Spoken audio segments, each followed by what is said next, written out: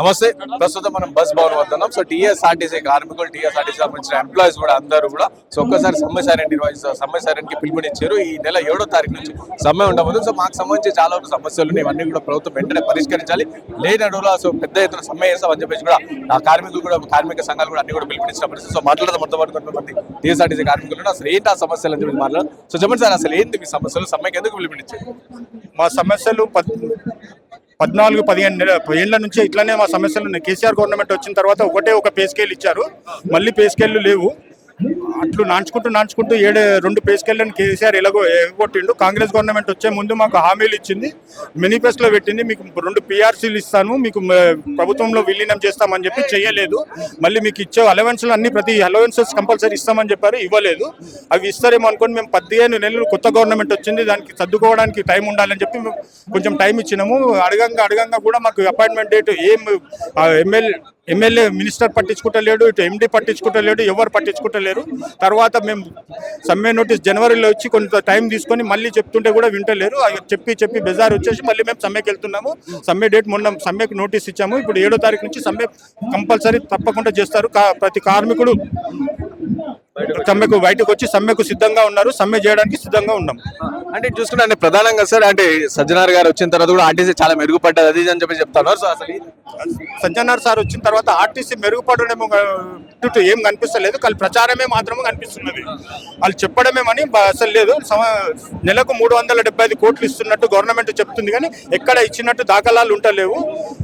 ఇవ్వక కూడా వర్కర్లకు ఇబ్బంది పెడుతున్నారు. జీతాలు కూడా సరిగ్గా టైంకు రాక కూడా ఇబ్బంది లేదు. CCS PF పైసలు కూడా కట్టలేదు, PRC కూడా ఇవ్వలేదు. ఒక PRC ఇచ్చిండ్రు, అది కూడా మేనేజ్మెంట్ కూర్చొని ఏదో తూతూ మంత్రంగా ఇచ్చినట్టే ఉంది, కానీ అది కరెక్ట్ గా లేదు. వర్కర్ నాయకులకు ఎలక్షన్స్ పెట్టి వర్కర్ నాయకులతో మాట్లాడి మాకు సరి అయిన న్యాయం చేసి సరి అయిన PRC ఇచ్చేది ఉండే, అట్లా కూడా ఇవ్వక ఏదో ఇచ్చినామని చెప్పి 21% చూపించి అందరి నుంచి HRA 6% కట్ చేసి మాకు ఏదో పెరిగిందంటే పెరిగింది అన్నట్టుగా ఒక 1000, 2000, 3000 అట్లా పెరిగినట్టు చూపిస్తున్నారు. పెరిగింది, గంతకు మించి పెరగలేదు. వర్కర్కు ఇప్పుడు 15 ఏళ్ల నుంచి ఏం జీతాలు పెరగడం లేదు. ఇటు బయట చూసుకుంటే చాలా పెరిగినాయి, వస్తు ధరలు పెరిగినాయి. అక్కడ వర్కర్లకు చాలా ఇబ్బంది అవుతుంది. స్కూల్ ఫీజులు కట్టడానికి కూడా, పిల్లల స్కూల్ ఫీజులు, కాలేజీ ఫీజులు కట్టడానికి కూడా వర్కర్లు చాలా ఇబ్బంది పడుతున్నారు. ప్రెషర్ కూడా ఎక్కువ చేస్తున్నారు, సస్పెన్షన్స్ కూడా ఎక్కువైనాయి అన్నట్టు ఎంతవరకు వాస్తవం? ఖచ్చితంగా వాస్తవం ఉంది. ప్రెషర్ చేస్తారు, మీరు యూనియన్లకు పోవద్దు, మీరు యూనియన్లలో ఉంటే ఇట్లా అవుతుంది అట్లా అవుతుంది అని చెప్పి వర్కర్లను ఒత్తిడికి గురి చేసి ప్రెషర్ చేసి పోకుండా చూస్తున్నారు. మళ్ళీ ఇంకోటి ఏంటంటే ఇటు కిలోమీటర్లు వర్క్ లోడ్ పెంచి వర్క్ బాధ్యత బాగా పెంచేసేసి మా మీద ఇబ్బంది పెడుతున్నారు. సస్పెన్షన్స్ కూడా చాలా పెరిగినాయంట, కరెక్టే. వర్కర్స్ సస్పెన్షన్స్ పెంచారు. 2-3 రోజులు ఆబ్సెంట్ అయితే వర్కర్లని, మెకానిక్లని, ఎవరిని కానీ మీరు ఆబ్సెంట్ అయ్యారని చెప్పి, లీవ్లు ఇవ్వకుండా ఆబ్సెంట్ అయ్యారని చెప్పి మెమోలు ఇచ్చి సస్పెండ్ చేయడము, డిపోల్ చేంజ్ చేయడం అట్లా చేస్తున్నారు. అది నిజమే, అది ఖచ్చితంగా నిజమే. అది రైట్. Thank you. సో చెప్పండి సార్, ఎలాంటి సమస్యలు ఉన్నాయి, అసలు సమ్మెకి ఎందుకు పిలుపునిచ్చారు? ఆర్టీసీలో దీర్ఘకాలిక సమస్యలు ఉన్నాయి. దీర్ఘకాలిక ఇప్పుడు కాదు, 2014 నుంచి ఉన్న సమస్యలు ఉన్నాయి. వేతన సవరణ జరగాల, 2021 వేతన సవరణ జరగాలి, 2025 వేతన సవరణ. అంటే 2 వేతన సవరణలు ఈ మేనేజ్మెంట్ దగ్గర బకాయి ఉన్నాయి. ఇవి కార్మికులకు రావాలి. ఇవి రాకపోవటం వల్ల కార్మికులు ఆర్థిక ఇబ్బందులు పడుతున్నారు. మేము అడిగేది వేతన సవరణలు చేయండి, ఆర్టీసీని ఉద్యోగులను ప్రభుత్వంలో విలీనం చేయండి, ఆర్టీసీలో ఉన్న ట్రేడ్ యూనియన్లని రెస్టోర్ చేయండి, ఆ యూనియన్ల మీద ఆంక్షలు ఎత్తివేయండి. ఇది మేము అడుగుతున్నాం. దీనికి సమ్మె నోటీసు ఇచ్చిన తర్వాత కూడా యాజమాన్యం వెంటనే స్పందించాల. ఏ ఇండస్ట్రీ అయినా, ఏ కంపెనీ అయినా, ఏ కార్పొరేషన్ అయినా సమ్మె నోటీస్ ఇస్తే వెంటనే యాజమాన్యాలు స్పందిస్తాయి, వెంటనే ఆ యూనియన్లతో చర్చలు జరుపుతాయి. కానీ ఇక్కడ ఉన్నటువంటి యాజమాన్యం ఇంతవరకు యూనియన్లు పిలవలే, చర్చలు జరపలే, గవర్నమెంట్ పిలవలే, చర్చలు జరపలే. ఆర్బిట్రేటర్గా వచ్చినటువంటి లేబర్ కమిషనర్ వాళ్ళు కూడా ఇంతవరకు మేనేజ్మెంట్ని, యూనియన్ని కూర్చోబెట్టి చర్చలు జరపలేదు. అందువలన సమస్యలు జనరేట్ అయ్యాయి. ఒక్కసారి యాజమాన్యం జేఏసీని పిలిచి చర్చల్లో కూర్చుంటే ఈ సమస్యలన్నీ పరిష్కరించదగ్గవే. ఇందులో ఆర్థికమైన సమస్యలు చాలా తక్కువ, మిగతాయి మొత్తం కూడా సర్వీస్ మ్యాటర్సే. మేనేజ్మెంట్ పరిధిలో ఉన్నాయే. ఈ మేనేజ్మెంట్ చిత్తశుద్ధి ఉంటే, ఈ కార్మికులను కాపాడాలి అనుకుంటే ఇమ్మీడియట్గా చర్చలకు పిలిచి సమస్యలను పరిష్కరించవచ్చు. కానీ యాజమాన్యం ఆ పని చేయట్లే. అంటే కార్మికులను బలవంతంగా సమ్మెలోకి నెట్టేది ఈ యాజమాన్యం చూస్తుందని మేము భావిస్తున్నాం. అందుకే రేపు ఒక్కరోజు లేదు, ఎల్లుండి 7వ తారీఖు మొదటి డ్యూటీ నుండి ఆర్టీసీలో సమ్మె దిగ్విజయంగా మొదలవుతుంది. అంటే ఆర్టీసీ కార్మికుల పైన కొంచెం ప్రెషర్ ఎక్కువ అయిపోయింది ఈ మధ్య కాలంలో, అలాగే సస్పెన్షన్స్ కూడా ఎక్కువైనాయి అని చెప్పి వార్తలు వస్తున్నాయి సార్. అది ఎంతవరకు వాస్తవం? మీరు అడిగింది 100% నిజం. ఆర్టీసీలో ఎప్పుడు ఎక్కడ ఏ డిపార్ట్మెంట్లో లేనటువంటి క్రమశిక్షణా చర్యలు ఉంటాయి. ఏ డిపార్ట్మెంట్లో లేనటువంటి సస్పెన్షన్స్, ఏ డిపార్ట్మెంట్లో లేనటువంటి రిమూవల్ ఫ్రమ్ సర్వీసులు, ఇవన్నీ ఆర్టీసీలో జరుగుతున్నాయి. వీటన్నిటికీ కార్మిక వర్గం బలవుతోంది. కార్మికులు డ్యూటీ చేయలేని పరిస్థితి. 8 గంటలు డ్యూటీ చేయాల. MTW యాక్ట్ ప్రకారం 8 గంటలు కార్మికులు డ్యూటీ చేస్తే 58 సంవత్సరాలు బతకగలడు. మోర్ దాన్ 8 అవర్స్ చేస్తే అతని లైఫ్ స్పాన్ తగ్గిపోతుంది. ఇవాళ 14 గంటలు 16 గంటలు ఆర్టీసీ కార్మికుల చేత ఈ యాజమాన్యం డ్యూటీలు చేయిస్తుంది. మరి ఫ్రస్ట్రేషన్ అంటే ఉండదా? తప్పకుండా ఉంటుంది. ఇవిగాక వేధింపులు, ఈపీకే ఎర్నింగ్ పర్ కిలోమీటర్ అంటారు, బస్సుకు తీసుకురావాలి. ఈపీకే తేలేదని ఒక కండక్టర్ని డిపో మేనేజర్ చుట్టూ తిప్పుతారు 1 వారం రోజుల పాటు. ఇది అన్యాయం కాదా? కార్మికుల మనోభావాలు దెబ్బతినవా? ఆ కార్మికుడు మనోధర్మం ఎట్లుంటుంది? చాలా ఇబ్బందులు పడతాడు. బ్రీత్ ఎనలైజర్ టెస్ట్ చేస్తారు డ్రైవర్ని. అసలు నిజంగా డ్రైవర్ తాగడు, తాగే అలవాటు లేదు. ఎప్పుడో కాలం చెల్లిన బ్రీత్ ఎనలైజర్లు. ఈ టెస్ట్లో ఫెయిల్ అయితే పోలీస్ డిపార్ట్మెంట్కి పంపండి, అక్కడ బ్రీత్ ఎనలైజర్ టెస్ట్ చేయించండి అని చెప్పినా కూడా యాజమాన్యం వినదు. తప్పు చేయనా తాగకపోయినా ఆ driver removal from service breath analyser టెస్ట్లో. ఇంత దారుణంగా ఏ డిపార్ట్మెంట్లో లేదు. ఈవెన్ పోలీస్ డిపార్ట్మెంట్ కూడా 36% వస్తే యాక్సెప్ట్ చేస్తున్నారు. కానీ ఆర్టీసీలో 0.1% వచ్చినా కూడా ఆ డ్రైవర్ రిమూవల్ ఫ్రమ్ సర్వీస్. ఇది అన్యాయం కాదా? ఇది దారుణం కాదా? కార్మికుల మనోభావాలు ఎలా ఉంటాయి? చాలా సిచ్యువేషన్ క్రిటికల్ కండిషన్లో తట్టుకోలేక ఆర్టీసీ కార్మికుల సమస్యలు ఎలాగైనా సరే పరిష్కరించాలని సమ్మె నోటీస్ ఇచ్చి సమ్మెలో అంటే ప్రభుత్వ అంటే దీనిలో ప్రభుత్వ లోపం అనుకోవచ్చా, మేనేజ్మెంట్ లోపం అనుకోవచ్చు? ఎందుకంటే మీరు చాలా సందర్భాల్లో అంటే గతంలో కొన్ని నెలల ముందు కూడా చెప్పారు మీరు సమ్మెకు దిగుతాం అని చెప్పేసి, అయినా సరే ప్రభుత్వం పట్టించుకోకపోవడం కావచ్చు, మేనేజ్మెంట్ పట్టించుకోకపోవడం, అంటే అసలు ఎక్కడ జరుగుతుంది బ్రేక్ అనేది? ఎక్కడ వస్తుంది? ఇది ప్రభుత్వ లోపం, ఇది యాజమాన్యం లోపం. యాజమాన్యం ఇమ్మీడియట్ గా పిలిస్తే సమస్య పరిష్కారం అవుతుంది. ముఖ్యమంత్రి రేవంత్ రెడ్డి గారు ఏమంటారంటే, ఆర్థికంగా ఇబ్బందులు పడుతున్నాం, డబ్బులు లేవు కాబట్టి సమస్యలు తీర్చలేమంటున్నారు. మేము ముఖ్యమంత్రి గారికి ఒకటే చెప్పదలిచాం, మేము పెట్టిన సమస్యల్లో ఆర్థికమైన సమస్యలు చాలా తక్కువ, ఆర్థిక ఏతర సమస్యలు ఉన్నాయి, వాటిని చర్చించండి. ఒక ఆర్థికమే చర్చించమని మేము అనట్లేదు. ఇప్పుడు డ్రైవర్ కండక్టర్లకి ఉద్యోగ భద్రత ఇవ్వాలా, ఉద్యోగ భద్రత ఇవ్వండి. దానికి ఒక సర్క్యులర్ ఇవ్వటమే, దానికి డబ్బులు ఖర్చు అవుతాయా? ట్రేడ్ యూనియన్ని రెస్టోర్ చేయండి. ట్రేడ్ యూనియన్ని రెస్టోర్ చేస్తే గవర్నమెంట్కి డబ్బులు ఖర్చు అవుతాయా? కావు. యాజమాన్యానికి డబ్బులు ఖర్చు అవుతాయా? కావు. మరి ఆ పని చేయండి, ఆ పని చేయమని అడుగుతున్నాం. ఆర్థికేతర సమస్యలు చాలా ఉన్నాయి, ఆర్థికేతర సమస్యల్ని క్లియర్ చేయమని అడుగుతున్నాం.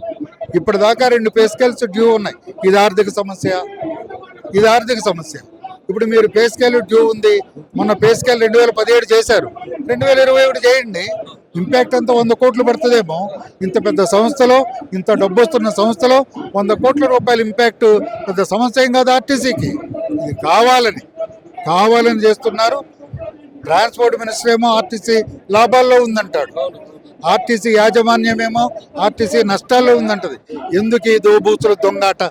ఈ దొంగాటలు ఎందుకు ఆడుతున్నారు? కార్మికులను ఎందుకు ఇబ్బంది పెడుతున్నారు? వాళ్ళకి రావాల్సిన డిమాండ్స్ వాళ్ళకి ఇవ్వండి. ఇంకా అంకితభావంతో పనిచేస్తారు, ఇంకా కష్టపడి పనిచేస్తారు. ఈ సమస్యలు చాలా ఉన్నాయి, అందుకోసం ఇబ్బందులు వస్తున్నాయి. సమ్మె ఎలా ఉండబోతుంది సార్? కంప్లీట్ గా బస్సెస్ అన్ని కూడా ఒక్కసారిగా క్లోజ్ చేస్తారు, లేక కొన్ని బస్సులు నడిపించి కొన్ని బస్సులు ఆపేయడం, ఎట్లా ఉండబోతుంది సార్? 7వ తారీఖు మొదటి డ్యూటీ నుండి సమ్మె ఉధృతంగా జరుగుతుంది. సమ్మె జరుగుతుంది. కార్మికులందరూ వాలంటరీగా స్వచ్ఛందంగా వాళ్ళకు వాళ్ళే సమ్మెలోకి వస్తున్నారు. సమ్మె విజయవంతం అవుతుంది. మేనేజ్మెంట్ అనుకుంటుంది సమ్మె అంటే ఏంటని, మేమేదో ఆపరేట్ చేయొచ్చు, మేనేజ్మెంట్ ప్రయత్నాలు గతంలో సమ్మెలు జరిగినప్పుడు చేయలేదా? మేము చూడలేదా? మాకు అనుభవం లేదా? మాకు తెలియదా ఆ మేనేజ్మెంట్ ఏం చేసేది? మాకు తెలుసు. అయినా సరే కార్మికులు మా వెనకాల ఉన్నారు. మొత్తం కార్మిక వ్యవస్థ సమ్మెలో పార్టిసిపేట్ చేస్తుంది. సమ్మె విజయవంతం అవుతుంది. సో బస్సులు కంప్లీట్ గా బస్సెస్ అన్ని కూడా ఆపేస్తారు అంటే బస్సులు టోటల్ బస్సులు ఆపడం జరుగుతుంది. కార్మికులు ఎవరైతే డ్యూటీలకు వెళ్తున్నారో మొత్తం కార్మికులు డ్యూటీలకు వెళ్లకుండా బస్సులు ఆపేసి బయట కూర్చోవడం జరుగుతుంది. చట్టపరంగానే బస్సులు స్ట్రైక్ చేస్తున్నాం. మేము ఖచ్చితంగా బస్సులు ఆపుతాము, ఆపి తీరుతాము. గవర్నమెంట్ మా డిమాండ్స్ ఖచ్చితంగా నెరవేరుస్తారని ఆశిస్తున్నాము. మీరేం చేస్తారు అసలు ఆర్టీసీ? నేను RTC conductor Kukkadapalli depot. Okay. ఏం సార్ మీరే ఏం ప్రాబ్లం నా ఫేస్ పేరు చేస్తారు? నేను కృష్ణా కండక్టర్ అని కుక్కడపల్లి డిపోలో పనిచేస్తున్నాను. మాకు రావాల్సిన వేతన సవరణ బిల్లులు ఉన్నాయి. గవర్నమెంట్ రాకముందు వేరే గవర్నమెంట్ 10 ఏళ్ళు పరిపాలించింది. మేము ఇచ్చేసాం, అది చేసి ఇది చేస్తామని కాలయాపన చేశారు. ఈవెన్ మనము పొలిటికల్ వాళ్ళ గురించి మాట్లాడడానికి లేదు. మాకు పొలిటికల్ గవర్నమెంట్ ఉన్న పొలిటికల్ వాళ్ళే మాకు అధ్యక్షులుగా ఉన్నారు, మన డిపో అధ్యక్షులుగా ఉన్నారు. వాళ్ళు కూడా ఏం చేయలేకపోయారు. కాబట్టి వీళ్ళు చేస్తాము మేము చేస్తామని వీళ్ళు కొన్ని పొగడ్తలు మాకు ఇచ్చారు, హామీలు ఇచ్చారు. మాతో పాటు ముందున్నారు. మేము 56 రోజుల స్ట్రైక్లో సంబంధంగా వాళ్ళు మాతో పాటు కూడా నిలబడి స్ట్రైక్ చేశారు. మన బీజేపీ క్యాండిడేట్లు కూడా మాకు సపోర్ట్ చేశారు. ఇప్పటికి కూడా బీజేపీ క్యాండిడేట్లు మాకు సపోర్ట్ చేస్తారని మేము ఆశిస్తున్నాం సార్. ఖచ్చితంగా మేము స్ట్రైక్లోకి వెళ్ళడం ఖాయము. గవర్నమెంట్ దిగి వస్తుందని 100% ఆశిస్తున్నాం. ఖచ్చితంగా 100% గవర్నమెంట్ దిగి వచ్చి మా నాయకులతోటి మాట్లాడి ఏదో ఒకటి మేము 5 అడిగినాము. వాళ్ళు రూపాయలు 2 రూపాయలు ఒప్పుకోకపోవచ్చు. మా వాళ్ళు 4 రూపాయల కన్నా ఖచ్చితంగా వాళ్ళు దిగి వచ్చి ఒప్పుకుంటారని ఆశిస్తున్నాం. మన రేవంత్ రెడ్డి సీఎం గారికి ధన్యవాదాలు. చాలా అంటే చాలా ఇబ్బందులు పడుతున్నాం. ఎట్లా ఇబ్బందులు పడుతున్నాం అంటే ఇప్పుడు మాకు ఒక పటంచెరు డ్యూటీ ఉంది అనుకో, ఎగ్జాంపుల్కు 8 గంటలు పని చేయాలి. 1 గంటకు డ్యూటీ ఎక్కితే 8 గంటలకు 8:30కు డ్యూటీ అయిపోవాలి. కానీ నైట్ మేము 12:30 అవుతుంది. అంటే 8 గంటలకు అయిపోయే డ్యూటీ 12:30 దగ్గర చేస్తున్నాం. అది క్యాన్సిల్ చేయొద్దు, అది ఫుల్ చేయాలి. క్యాన్సిల్ చేస్తే రేపు పొద్దుగాల నీకు షార్ట్ షీటు. దానివల్ల మేము ఇబ్బందులు పడి చాలా ఇబ్బందులు పడుతున్నాం. ఇలా చాలా సమస్యలు ఉన్నాయి. వీటన్నిటిని మేము ఎదుర్కోవడం కష్టమవుతుంది. కాబట్టి మాకు యూనియన్లు కావాలని మేము కోరుకుంటున్నాం. అదేవిధంగా ఈ సమ్మె చేయడానికి కూడా కారణం మేమంతా వర్కర్లు అంతా విసిగిపోయి అలసిపోయి ఎవరిని అడగాలనో తెలియక చెప్పుకున్నా ఎవరు పట్టించుకోలేక చాలా ఇబ్బందులు ఉన్నాం. కాబట్టి ఈ సమ్మెకు మేము అందరం సిద్ధమైనాం. అంటే ఇంకోటి సార్ అంటే ప్రెషర్ అనేది కూడా చాలా ఎక్కువ ఉంటుంది ఈ మధ్యలో, ఎస్పెషల్ అంటే ఈ మధ్య కాలంలో కూడా చాలా ఎక్కువ ప్రెషర్ ఉంది ఆర్టీసీ కార్మికుల పైన అని కూడా అంటా ఉన్నారు. సో నిజమేనా అంత ప్రెషర్ పెడుతున్నారు? చాలా ఎక్కువ ఉంది సార్. చాలా అంటే చాలా ఉంది. ఎంత ఎక్కువ ఉంది అంటే మామూలుగా ఆ ప్రెషర్ కూడా ఎవరికైనా చెప్పుకున్నా కూడా ప్రాబ్లమ్స్ క్రియేట్ అవుతున్నాయి. నువ్వు పోయి అక్కడ చెప్పుకుంటావా, అలా చెప్తే నీకు డ్యూటీ డిస్టర్బెన్స్ చేస్తాం, నువ్వు రేపు ఈ డ్యూటీ ఇవ్వం, అట్లా సతాయిస్తారు. దానికి భయపడి కూడా కార్మికులు చెప్పుకోలేని పరిస్థితిలో కూడా ఉన్నారు ఇప్పుడు. ఇది వాస్తవం సార్. 100% ప్రెజర్ ఉంది. ప్రతి ఒక్కరికి చెప్పుకునే అవకాశాలు కూడా ఇవ్వట్లేదు.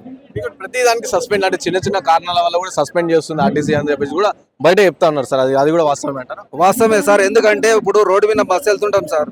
ఇప్పుడు ఎవరో మనకు తెలియని వ్యక్తి ఆ వ్యక్తికి ఒక మధ్యలో ఆపమంటాడు. అక్కడ ఆపడానికి వీలు ఉండదు. ఎందుకంటే 100% మేము వీలు ఉంటే ఆపుతాం, ప్రతి ఒక్కరికి ఆపుతాం.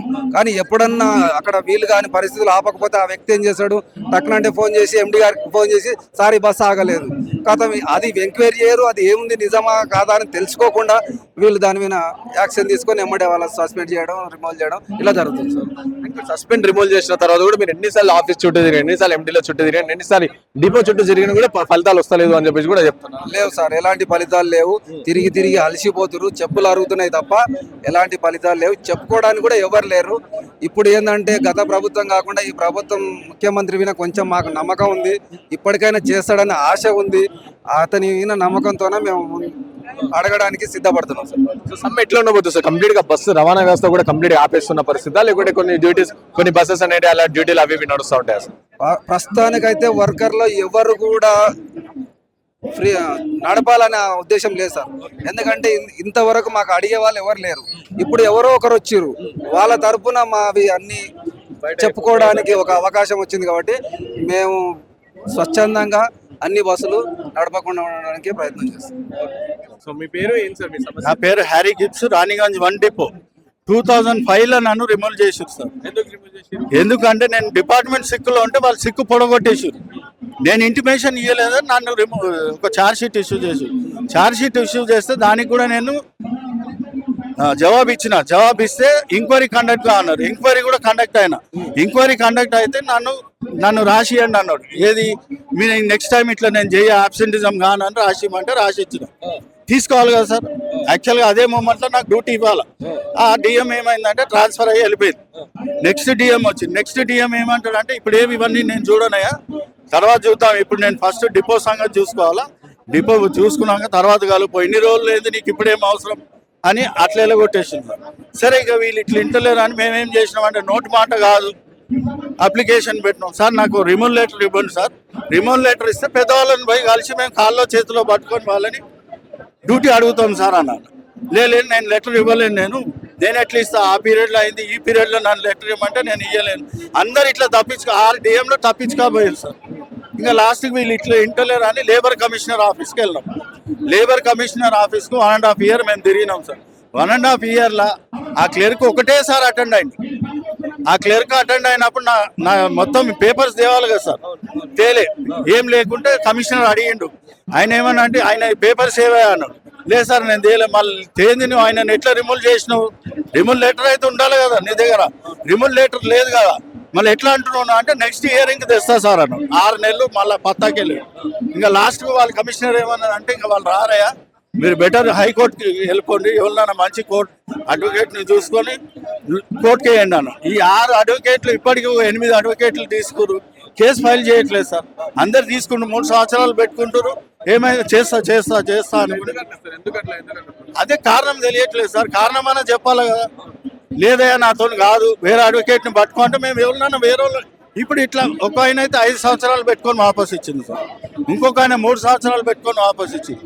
ఇప్పుడు లాస్ట్కి ఏమన్నారు అంటే ఇది అంతా నీ తప్ప అంటే నా తప్ప సార్. ప్రతి సంవత్సరం డిపోకి వెళ్ళాలా, తిరుగుతూనే ఉన్నా, నా ఏడుపు నేను తిరుగుతూనే ఉన్నా, ఏం రెస్పాన్స్ లేదు. ఇప్పుడు కూడా ఈయనకు లాస్ట్ ఇయర్లో ఎండీకి 2024లో పెట్టినాం సార్.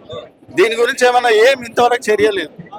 కనీసం ఫోన్ చేసి పిలవాలి కదా, నీకు ఏమైందా, జాబ్ ఏమైంది. సరే ఇప్పుడు కలిసినాం. పొద్దున 10 గంటలకు తిండి లేక మేము లోపల కూర్చొని ఉన్నాం.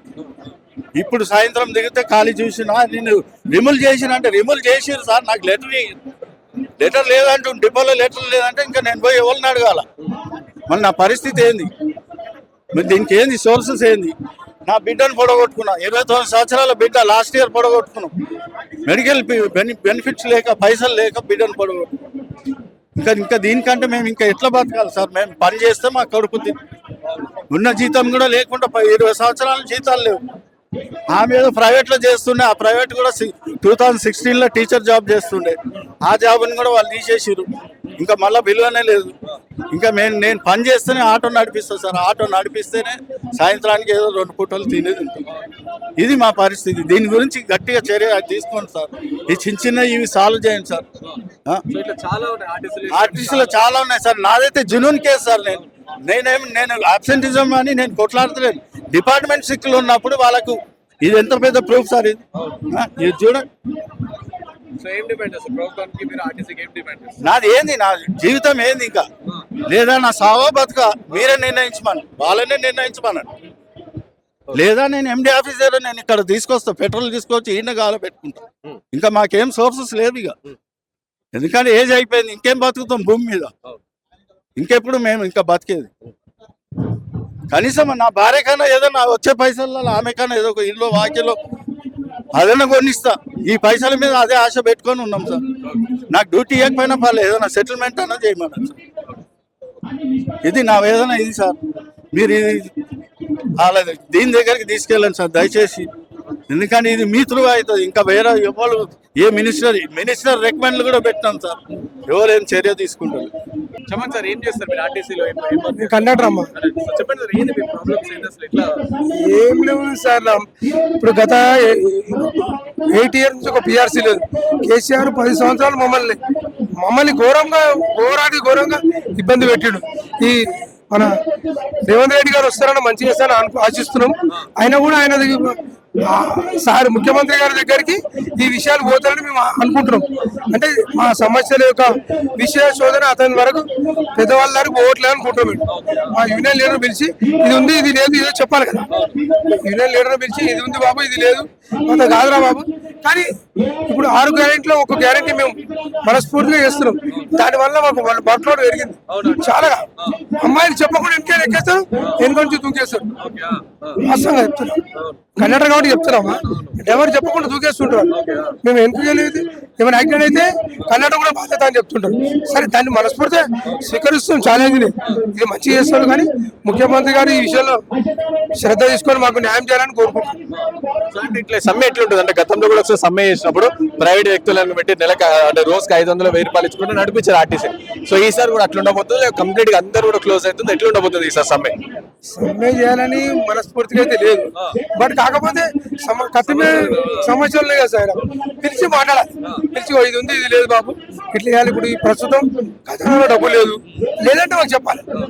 లీడర్ పిలిచి ఇది లేదమ్మా ఇది ఉన్నది మీరు ఇట్లా ఫాలో అప్ కానీ 10 11 రెండిట్లో ఒకటి ఇచ్చేస్తాం చిన్న చేస్తే మంచిగుంటుంది ముఖ్యమంత్రిగా చేస్తారని ఆశిస్తున్నాం.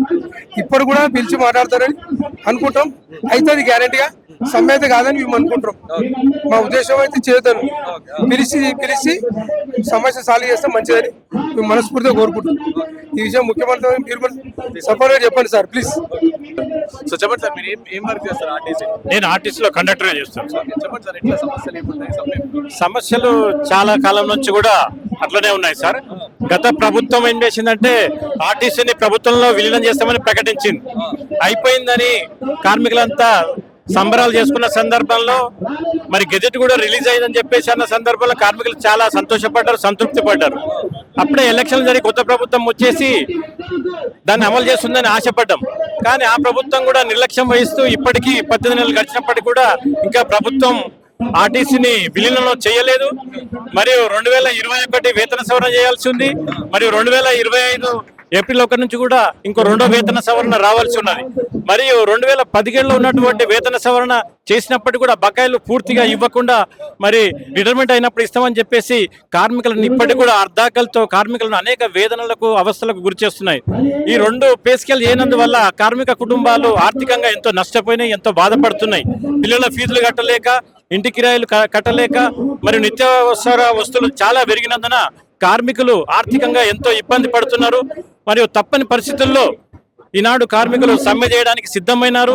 మరి ఇప్పటికైనా ప్రభుత్వం స్పందించి మరి వాళ్ళు ఇచ్చినటువంటి వాగ్దానాలే మరి తెలంగాణ కార్మికులు తెలంగాణ రాష్ట్ర సాధన కోసం అప్పుడు సమ్మె చేసినప్పుడు కూడా సమ్మెలో పాల్గొని మరి కొత్త రాష్ట్రం వస్తే రాష్ట్రంలో మన ఆర్టీసీని ప్రభుత్వంలో విలీనం చేస్తామని అప్పటి ప్రభుత్వం తెలంగాణ ప్రభుత్వం కూడా స్పష్టం చేసింది. అయినా వాళ్ళు ప్రభుత్వంలో విలీనం చేసుకోలేదు. మళ్ళీ ఈ ప్రభుత్వం కొత్త ప్రభుత్వం వస్తుంది, రేవంత్ రెడ్డి గారు మేనిఫెస్టోలో పెట్టినారు, వాళ్ళు ఖచ్చితంగా మేము అమలు చేస్తాము, మరియు ఆర్టీసీని ప్రభుత్వంలో విలీనం చేస్తామని, మరియు కార్మికులకు రావాల్సినటువంటి పే స్కేల్ అన్ని కూడా మేము ఖచ్చితంగా ఇస్తాము, కార్మికులకు న్యాయం చేస్తామని చెప్పేసి ఆర్టీసీ కార్మికులను నమ్మించి ఓట్లు వేయించుకొని ఇప్పుడు గద్దెనెక్కిన తర్వాత గద్దెనెక్కి 18 నెలలు గడిచినప్పటికీ కూడా నిర్లక్ష్యం వహిస్తూ కార్మికుల జీవితాలతో ఆటలాడుతూ కార్మికుల మనోభావాలను దెబ్బతీస్తూ కార్మికులను వేదన గురి చేస్తున్నాయి. ఆ వేదనలో భాగంగానే మరి ఆర్థిక సమస్యలో భాగంగానే ఈనాడు తప్పని పరిస్థితుల్లో కార్మికులు సమ్మెకు సిద్ధమైనారని చెప్పేసి నేను తెలియజేస్తున్నాను. అంటే ఇటు ప్రభుత్వం ఏమో ఆర్థికంగా అంటే ప్రభుత్వం ఏమో అప్పుల కుప్పగా మారింది రాష్ట్రం. సో ప్రభుత్వం దగ్గర ఖజానా లేదని ప్రభుత్వం చెప్తుంది. కానీ టీఎస్ఆర్టీసీకి సంబంధించి సో మన మంత్రి పొన్నం ప్రభాకర్ కావచ్చు, లేకుంటే సజ్జనార్ కావచ్చు, వీళ్ళేమో ఆర్టీసీ లాభాల బాటలో పోతుంది అని చెప్పేసి చెప్తా ఉన్న పరిస్థితి. అసలు ఏం జరుగుతుంది? ఆర్టీసీ నిజంగా లాభాల్లోనే ఉందా? అయితే వాస్తవంగా ఆర్టీసీ లాభాలలోనే ఉన్నది సార్. ఆక్యుపెన్సీ రేషియోని తీసుకున్నట్లయితే గవర్నమెంట్ పెట్టినటువంటి మహాలక్ష్మి పథకం ద్వారా ఇప్పుడు మామూలుగా 50-60 సీటింగ్ కెపాసిటీ ఉన్నటువంటి బస్సు 120 నుంచి 150 మంది ఈ యొక్క ప్రయాణికులను తీసుకెళ్తున్నారు. దీనివల్ల ఈ మహాలక్ష్మి పథకం వల్ల ఇప్పుడు ఆర్టీసీ ఖచ్చితంగా లాభాలలోకి వచ్చింది. కానీ ప్రభుత్వము పూర్తి బకాయిలు చెల్లించనందువల్లనే ఇప్పుడు నష్టాలని చెప్తున్నారు. కానీ వాస్తవానికి ఆర్టీసీ లాభాలలోనే ఉన్నారు సార్. ప్రభుత్వం కనుక పూర్తి ఈ యొక్క మహాలక్ష్మి పథకం డబ్బులు ఇచ్చినట్లయితే 100% ఆర్టీసీ లాభాలలో ఉన్నది. మరియు ప్రభుత్వం కనుక చిత్తశుద్ధి ఉండి కార్మికులకు న్యాయం చేయాలని కూడా ప్రభుత్వం అనుకుంటే ఖచ్చితంగా న్యాయం చేసే అవకాశం ఉన్నది. కానీ ప్రభుత్వం మొండి వైఖరితోటి కార్మికుల సమస్యలను నిర్లక్ష్యం వహించి ఈనాడు కార్మికులను వేదన గురి చేస్తుంది, కార్మికులకు అన్యాయం చేస్తుంది. మరి కార్మికులు ఆర్థికంగా అనేక ఇబ్బందులను ఎదుర్కొంటున్నారు. కాబట్టి ప్రభుత్వం ఇప్పటికైనా స్పందించి 10-15 సంవత్సరాల నుంచి కార్మికులు ఏవైతే ఆశలు పెట్టుకురో ఆ ఆశలను నిజం చేస్తూ మరి మా యొక్క డిమాండ్ అయినటువంటి ఆర్టీసీని ప్రభుత్వంలో విలీనం చేసుకోవటము మరియు వేతన సవరణ చేసి మరి అన్ని డిపార్ట్మెంట్లలో వేతన సవరణ జరిగింది, అందరికీ న్యాయం చేస్తున్నారు. ప్రతి ప్రభుత్వం కూడా ఈ యొక్క ఆర్టీసీని మాత్రమే నిర్లక్ష్యం వహిస్తూ కార్మికులకు అన్యాయం చేస్తున్నారు. కాబట్టి మన ప్రస్తుతం ఉన్నటువంటి ప్రభుత్వం వెంటనే స్పందించి రేవంత్ రెడ్డి గారు మా యొక్క ఆర్టీసీ కార్మికుల సమస్యల పట్ల సీరియస్ గా తీసుకొని మాకు న్యాయం చేస్తారని ఆశిస్తూ అతన్ని మేము వేడుకుంటున్నాం, చేయాలని కూడా మేము కోరుకుంటున్నాం. మీ పేరు సార్? ఏం చేస్తారు? నా పేరు Ravinder sir, Ibrahimpatnam depot conductor. నేను చెప్పండి సార్, మీరు ఫేస్ చేసే సమస్యలు ఏంటి అసలు డ్యూటీలో? మాకు అనేక సమస్యలు ఉన్నాయి సార్. కండక్టర్ డ్రైవర్లుగా మేము అనేకమైనటువంటి సమస్యలు ఎదుర్కొంటున్నాం. ప్రస్తుతము ఈ ట్రాన్స్పోర్ట్ వ్యవస్థల భాగంగా మేము రోజుకు 8 గంటల పని విధానము, ఆ 8 గంటల పని విధానం బదులు మేము 16 గంటలు 18 గంటలు పని చేసుకుంటున్నాం మాతోని ప్రస్తుతం ఉన్నటువంటి యాజమాన్యము. తర్వాత మాకు ఎలాంటి శ్రమకు తగినటువంటి ఫలితం లేదు. అదొకటి. ఇప్పుడు కాంగ్రెస్ ప్రభుత్వం మేనిఫెస్టోలో ఏం చెప్పిందంటే మేము అధికారంలో వచ్చిన తర్వాత మిమ్మల్ని ప్రభుత్వం విలీనం చేస్తామని చెప్పారు. మా ప్రధాన డిమాండ్, మా ప్రధాన ఏజెండా అదే. మేము ప్రభుత్వాన్ని విలీనం కోరుకుంటున్నాం. మేము పక్క రాష్ట్రంలో ఏపీలో వైఎస్ జగన్ గారు ఏపీలో ఆర్టీసీని విలీనం చేస్తారు. వాళ్ళు మాతో పాటు ఎగిలినటువంటి కండక్టర్ డ్రైవర్కు కార్మికుడు అక్కడ 80,000 నుంచి 90,000 రూపాయలు శాలరీ తీసుకుంటారు. మేము అదే వాళ్ళకు ఉన్నటువంటి సీనియారిటీ మాకుంది. మేము మా దాంట్లో మా గ్రాస్ వచ్చేసి వాళ్ళ దాంట్లో హాఫ్ ఉందండి. మా 40,000 మాది గ్రాస్. నేను 16 సంవత్సరాలు అయింది ఆర్టీఓ చేయబట్టి రెగ్యులర్ అయ్యి కూడా నా గ్రాస్ వచ్చి 40,000 ఉంది. అక్కడ నాతో పాటు రెగ్యులర్ వాళ్ళకి అక్కడ 80,000 నుంచి 90,000 వాళ్ళు బై హ్యాండ్ తీసుకుంటారు వాళ్ళు. మాకు అంత వ్యత్యాసం ఉంది. ఇప్పుడు అటువంటి ఖర్చులు కూడా విపరీతంగా పెరిగినాయి, ధరలు పెరిగినాయి, ప్రతి నిత్యావసర సరుకులు పెరిగినాయి. మా జీతాలు వచ్చి పోల్చుకుంటే మా ప్రజెంట్ గా మా పిల్లలు చదివించుకోవడానికి స్కూల్ ఫీజులకు సరిపోవట్లేదండి. మరి ఇట్లాంటప్పుడు మాకు ఉద్యోగ భద్రత కూడా లేదు. కాంగ్రెస్ ప్రభుత్వం చేత మహాలక్ష్మి పథకం పెట్టింది. ఆ మహాలక్ష్మి పథకం పెట్టిన తర్వాత ఆధార్ కార్డుల గురించి మాకు చాలా ఇబ్బందులు ఎదుర్కొంటాం మేము కండక్టర్లుగా. ఆ మహాలక్ష్మి ప్యాసింజర్ల యొక్క ఆధార్లు అప్డేట్ లేకపోయినా కూడా మా చెకింగ్ అధికారులు మా కండక్టర్ గారు బాధ్యతలు చేస్తున్నారు. మాకు మెమో రాయడము, పబ్లిక్ ఆధార్ కార్డ్ అప్డేట్ లేకపోయినా మీకు ఇబ్బంది అవుతుంది. కండక్టర్ బాధ్యత చేస్తున్నారు. అంటే ఇప్పుడు పబ్లిక్ ఆధార్ కార్డ్ అప్డేట్ లేకపోతే కండక్టర్ ఏం చేస్తాడండి? దాన్ని మేమేం చేస్తాం? మేము అప్డేట్ చేసే బాధ్యత మా కండక్టర్. మాకు ఆధార్ కార్డు చూసి అప్డేట్ టికెట్ ఇవ్వడం వరకే మా బాధ్యత. వాళ్ళకి ఆధార్ అప్డేట్ లేకపోతే కూడా కండక్టర్ మెమో రాసి మాకు చార్జ్ షీట్లు ఇచ్చి ఇంకెవరిని బ్యాక్ చేస్తున్నారు, లాస్ అప్ చేస్తున్నారు. యాక్చువల్ గా మంత్లీ 3 లీవ్లు ఇవ్వాలి మాకు డిపోలో. ఆ 3 లీవ్లు ఇవ్వట్లేదు. సర్కుల్ ఉంది, మంత్లీ 3 లీవ్స్ ఇవ్వాలని సర్కుల్ ఉంది ఆర్టీసీలో. కానీ మా అధికారులు లీవ్ల సర్కుల్ మాత్రం దేన్ని కూడా పట్టించుకోరు. ఆ లీగల్ గా ప్రొసీడ్ కారు. వాళ్ళకి ఇష్టం నచ్చిన వ్యవహారంగా వాళ్ళకి నచ్చిన వ్యవహారాన్ని ఫాలో అవుతుంటారు. 3 లీవ్లు కూడా ఇవ్వరు. ఆ లీవ్లు మేము ఎమర్జెన్సీగా పెళ్లి ఎవరో చచ్చే పుట్టే ఎవరో ఏదైనా ఉంటా కూడా మేము ఎమర్జెన్సీ 2 రోజులు తీసుకుంటే లాస్ అప్ చేస్తున్నారు. ఫస్ట్ ఆబ్సెంట్ ఇస్తున్నారు, లాస్ అప్ చేస్తున్నారు. ఆ లాస్ అప్ చేసిన దానికి అది ఒక మనకు పనిష్మెంట్ అయిపోతుంది. అక్కడికి ఆబ్సెంట్ వేసి లాస్ అప్ చేయడం మేము లాస్ అయిపోతున్నాం అధికంగా అక్కడ. మళ్ళీ సెకండ్ థింగ్ ఏంటంటే మళ్ళీ ఒక నెల రోజుల తర్వాత అదే 2 మళ్ళీ చార్జ్ షీట్కి ఇంక్రిమెంట్ బ్యాక్ చేయడం. ఇట్లా నడుస్తుంది ప్రజెంట్ మా డిపోలలో. మమ్మల్ని మొత్తం మాకు ఉన్నాయి చాలా తక్కువ శాలరీలు, తక్కువ వేతనాలు. ఆ వేతనాన్ని మరీ ఇంకా కిందికి లాక్కుతున్నారు మమ్మల్ని. ఇప్పటికే సరిపోలేదు. అయ్యో రామచంద్ర అన్నమో రామచంద్ర అనే పరిస్థితి మాకుంటే అధికారులు వచ్చేసి ఇంకా మా వేతనాలు పెరగకుండా ఇంక్రిమెంట్లు కట్ చేసడం, మా లీగులు మాకు ఇవ్వకపోవడం, మమ్మల్ని 8 గంటల నుంచి 16 గంటలు సస్పెన్షన్ కూడా చాలా ఎక్కువైపోయింది. ఆర్టీసీ లాంటి సస్పెన్షన్ కూడా చాలా తిరగడం ఎక్కువైపోయింది అని కూడా. అవును సార్, చాలా మంది 100 మంది కార్మికులు మేము సస్పెన్స్ వేటికి గురయ్యి ఆఫీసుల పట్టు తిరుగుతున్నారు, అధికారులు చుట్టూ తిరుగుతున్నారు. అయినా కూడా అధికారులు వాళ్ళకు వీధుల్లోకి తీసుకోవడం లేదు, తిరిగి వీధుల్లోకి తీసుకోవడం లేదు. అది ఎందుకు అర్థం కాదు. మరి ఆర్టీసీలో ఉన్న రకం ఇంత అన్యాయమైనటువంటి దౌర్భాగ్యమైన పరిస్థితి ఏ డిపార్ట్మెంట్ లో లేదండి రాష్ట్రంలో. నాకు తెలిసి దేశంలో కూడా లేదు, ప్రపంచంలో లేదండి. ఈ ఒక్క ఆర్టిస్టులను కొనసాగుంది ఇంత దౌర్భాగ్యమైనటువంటి పరిస్థితి. కష్టపడే వాళ్ళు కండక్టర్ డ్రైవర్లు వాళ్ళ కడుపులు కొట్టేటువంటి చర్య ఈ ఒక్క తెలంగాణ ఆర్టిస్టులోనే 100% జరుగుతుంది. ఈ చర్య ఇది మానుకోవాలి. అధికారులు ఈ చర్యను మానుకోవాలి. కండక్టర్ డ్రైవర్లుగా మేము ఉంటేనే మేము కష్టపడితేనే ఆర్టీసీకి ఆదాయం వస్తుంది. మేము ఆదాయం వస్తే మీరు అధికారులు ఉన్నారు, అధికారులు ఉంటేనే మీకు ప్రభుత్వం కూడా మన ఆర్టీసీ వాళ్ళని ఇప్పుడు పేరు వచ్చింది మహాలక్ష్మి పథకం వల్ల రాష్ట్ర ప్రభుత్వాన్ని కూడా. అయినా కూడా మమ్మల్ని అధోపాదాలను లెక్కేస్తున్నారు. ప్రతి దానికి మేము కండక్టర్ వాళ్ళు బాధ్యతలు చేస్తున్నారు. ఏ చిన్న పనిష్మెంట్, ఏ చిన్న సమస్యమెంట్, ఎవరు ప్యాసింజర్ ఒక ఫోన్ కాల్ చేస్తే కండక్టర్ డ్రైవర్ పనిష్మెంట్. ఇవన్నీ ఇటువంటి చర్యలు అధికారుల వేధింపులు అన్ని మానుకోవాలండి. ఇవి ఆగిపోవాలి. ఆర్టీసీలో మాకు 100% ప్రభుత్వం విలీనం చేయాలి. ఆర్టీసీని మేము ఎదుర్కొనే సమస్యలను తీర్పాలంటే మాకు ప్రభుత్వం విలీనం చేయడం ఒక్కటే మాకు ప్రధాన మాకు మా ఎజెండా. కాబట్టి మా సీఎం రేవంత్ రెడ్డి గారిని కూడా మేము చేతులు చూడండి వేడుకుంటున్నాము. మా ఆర్టిస్ట్ని సాధ్యమైనంత తొందరగా మీరు చెప్పిన మేనిఫెస్టోలో భాగంగానే మేము అడుగుతున్నాం. మీ కోరికలు మేము లేని కోరికలు మేము అడుగుతాం, కొత్తగా బయట కోరికలు అడుగుతాము. మీరు ఇచ్చినటువంటి హామీని మాకు 100% ఉద్యోగ భద్రత ఇవ్వాలి, కండక్టర్లకు డ్రైవర్లకు ఉద్యోగ భద్రత ఇవ్వాలి, మాకు వేతన సవరణ 2 వేతన సవరణలు చేయాలి, వేతన సవరణలు ఇవ్వాలి, ప్రభుత్వంలో మెయిన్ గా మమ్మల్ని విడుదల చేయాలని చెప్పేసి సీఎం రేవంత్ రెడ్డి వేడుకుంటున్నాం. సో విన్నారు కదా, ఇది సమస్యలు. సో ప్రధానంగా వీళ్ళని రేవంత్ రెడ్డి చెప్పినట్టు మేనిఫెస్టోలో పెట్టినట్టు సో ఆర్టీసీని ప్రభుత్వాన్ని విలీనం చేయాలని చెప్పి చెప్తారు. ఇంకా చాలా వరకు వర్క్ ప్రెషర్స్ కావచ్చు, ఇప్పుడు మహాలక్ష్మి పథకం తర్వాత కూడా మేము పని వేతనాలు కూడా చాలా పెరిగిపోయినాయి. మాకు పని టైం కూడా అంటే 8 గంటలు చేసే పని కూడా చాలా ఎక్కువ పెరిగిపోయిందని చెప్పి ఈ విధంగా ఉన్న సమస్యలు కావచ్చు, మేము పెట్టే డిమాండ్స్ కూడా అన్ని కూడా సత్వరంగా ఫలితం ప్రకటించాలి అని చెప్పి కూడా డిమాండ్ చేస్తున్న పరిస్థితి. ఇంకోవైపు ఒకవేళ ప్రభుత్వం వెంటనే స్పందించకపోతే ఆర్టీసీ సమ్మె అనేది చాలా ఉధృతం చేస్తామని చెప్పేసి కూడా వాళ్ళు చెప్తా ఉన్న పరిస్థితి. కెమెరా పర్సన్ సాయితో Rana Pratap reporting from INTV.